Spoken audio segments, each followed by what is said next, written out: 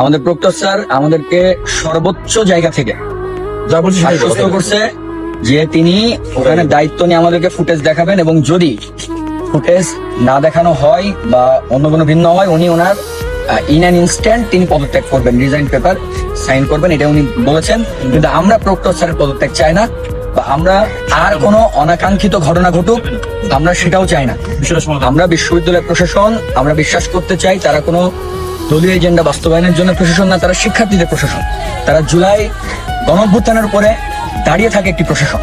এই প্রশাসন যে ন্যাক্কারজনক ঘটনা ফজলক মুসলিম হলে ঘটছে, এই ঘটনার সুষ্ঠু বিচার তারা করবেন, এবং সিসিটিভি ফুটেজ আমাদেরকে দেখিয়ে ভিকটিমের ন্যায় বিচারে যে তাদের সদিচ্ছা আছে এই বিষয়ে তারা আশ্বস্ত করবেন বলে আমরা বিশ্বাস করছি। সেই বিশ্বাস রেখে আমরা এখন আমাদের শিক্ষার্থীরা, ভিকটিম সহ সকলে ডিসি স্যারের অফিসে আমরা যাব, এবং সেখানে আমাদের পরবর্তী কর্মসূচি সেখানে আমরা